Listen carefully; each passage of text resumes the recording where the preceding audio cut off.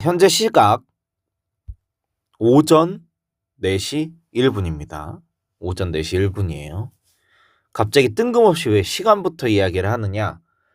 여러분들이 언제 어디서 무슨 질문을 하든 선생님은 항상 살아있고 최대한 빠르게 답변을 해주기 위해서 최선을 다한다. 그리고 이 해당 영상 강의를 찍으면서 발음이 꼬일 수도 있고 실수를 할 수 있는데 너그러운 마음으로 봐주세요. 아니 안 봐주면 뭐 어쩔 건데, 그치? 네 번째 유형 강의입니다. 명제의 역과 대우예요. 그리고 뭐라고 돼 있어요? with 부정. 그러니까 부정도 잠깐 언급은 할 거예요. 지금 이 네 문제 나는 수월하게 풀 수 있다. 그러면 해당 강의 스킵하시고 조금 궁금하다 싶으면 1.2배속 정도로 들으면 도움이 될 겁니다. 만약에 모르겠다 그러면 차분하게 한번 들어봐 주시길 바랍니다. 그래서 이제 문제를 내리고 설명을 한번 시작을 해보도록 할게요. 우선 우리가 명제라는 키워드는 이미 알고 있어요. 그러면 역이랑 대우는 뭔지에 대해서 알아야 되겠죠.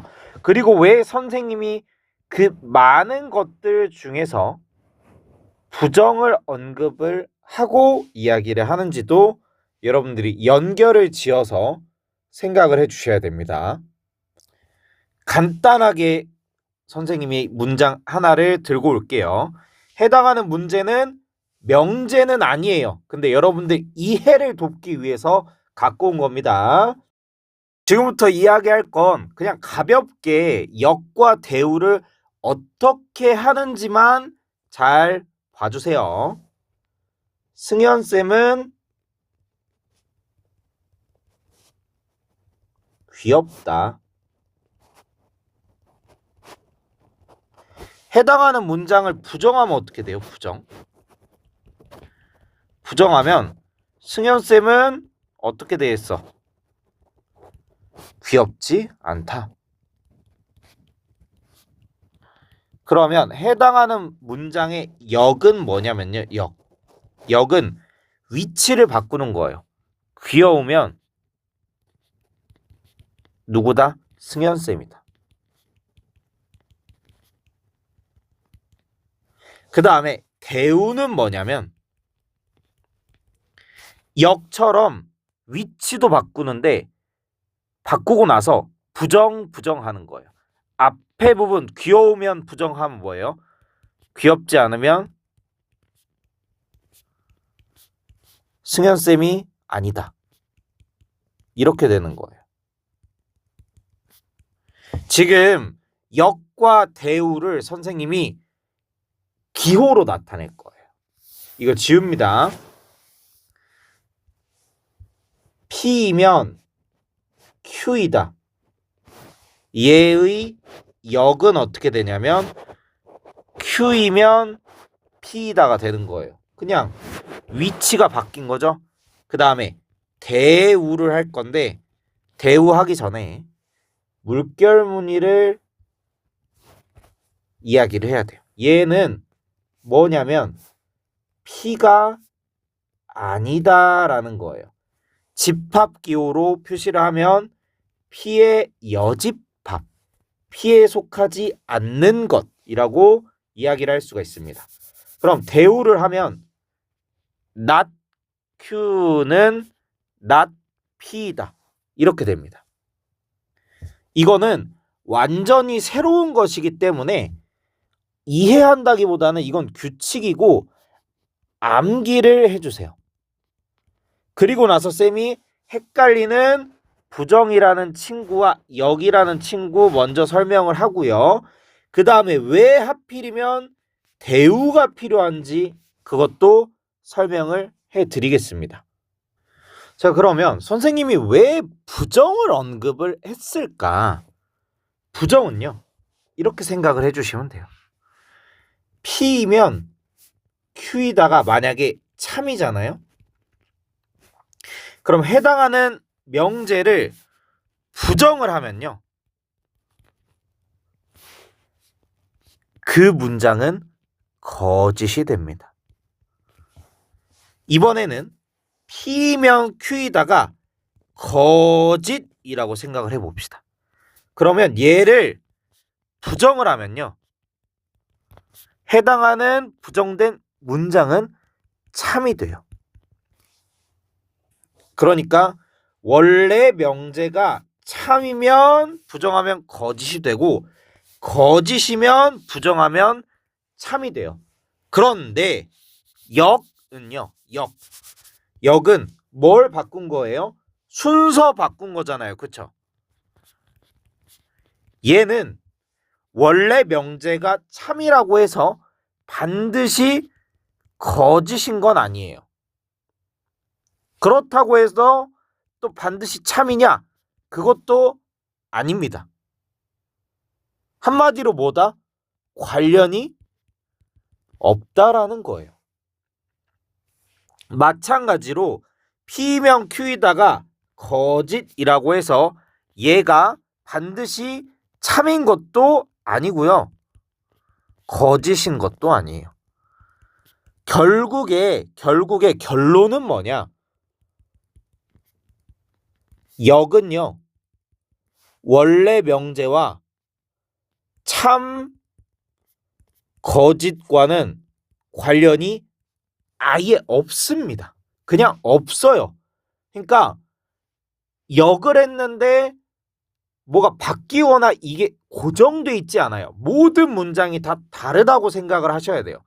그러니까 우리가 원래 명제가 참인지 거짓인지 궁금할 수 있잖아요. 그렇죠? 그럼 얘를 부정을 해서 확인하는 건 돼요. 근데 역 순서를 바꾸면 된다 안 된다? 안 된다. 얘는 참 거짓, 원래 명제의 참 거짓 판단과는 전혀 관련이 없습니다. 그럼 이번에는 대우를 볼까요? 대우는 뭐예요? 위치도 바꾸고 아니다, not 표시, 물결 표시도 해주는 거죠. 자, 그러면 Q가 아니면 P도 아니다. 대우면 이렇게 되잖아요. 그쵸?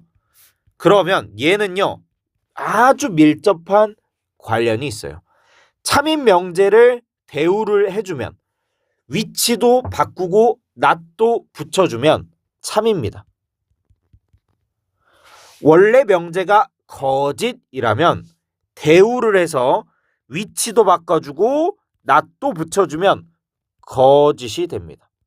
한마디로 원래 명제가 참인지 거짓인지 궁금할 때 만약에 대우를 해서 판별을 하겠다 그러면 된다는 거예요.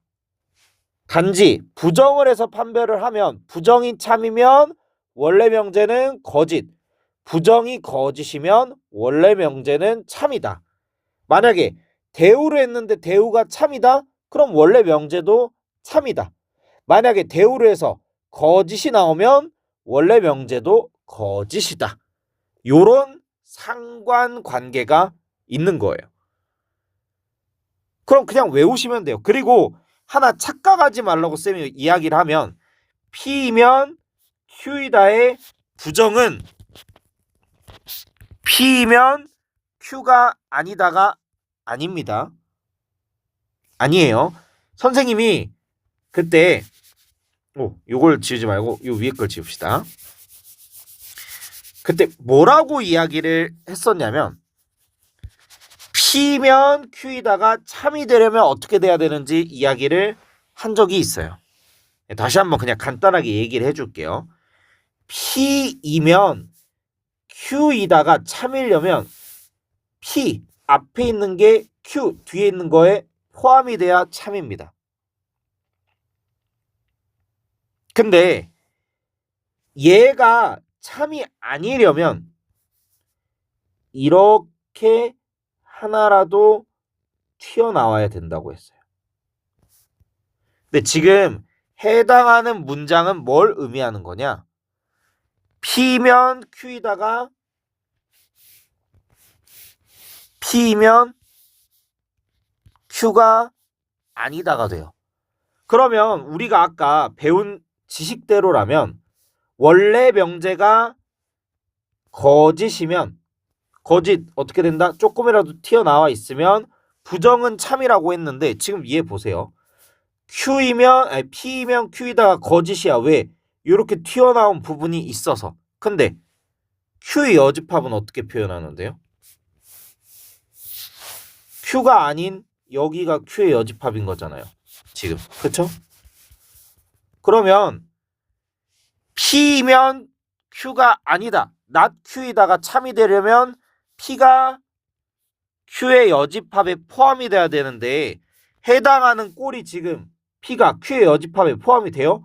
안 되죠. 왜? 이만큼은 지금 어디 있는데 Q에 포함되어 있는데 그럼 당연히 P가 Q에도 포함이 안 되지만 P가 Q의 여집합에도 포함이 안 되는 거예요. 그렇기 때문에 부정을 이렇게 이해하고 쓰시면 안 돼요. 근데 요 표시는 not 부정의 의미는 갖고 있다. 그러니까 좀 헷갈리는 거야. 그래서 애초에 선생님이 이 이야기를 할까 안 할까 하다가 여러분들이 의미를 헷갈릴까 봐 나중에 실수를 할까 봐 미리 이야기를 하고 넘어가는 그런 상황인 거예요.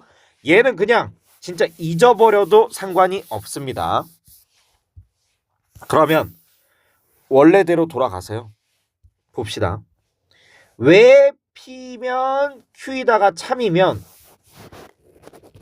Q가 아니면 P가 아니다가 참이 되느냐. 선생님이 그림으로 그냥 짧게 보여줄게요. 얘를 들고 와서 전체 집합을 이렇게 표시를 할게요.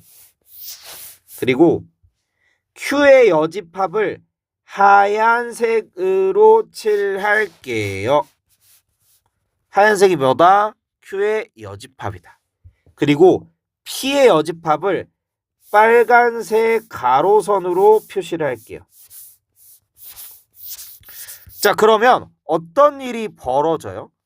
빨간색이 하얀색 파트를 빈틈없이 색칠을 해줬죠. 그럼 뭐야? 빨간색 부분인 P가 아닌 P의 여집합이 Q의 여집합을 포함하는 꼴이 되죠? 그럼 뭐야? P가 Q에 포함이 되면 Q의 여집합은 P의 여집합에 포함이 된다. 이거 우리 어디서 배웠다? 명제에서 배웠다. 그냥 말 나온 김에 할게요. P가 Q에 포함이 되면 자연적으로 P의 여집합은 Q의 여집합을 포함을 하고요. 이거는 선생님이 노파심에 한 번 더 적어주는 거예요. 이런 것들이 있다.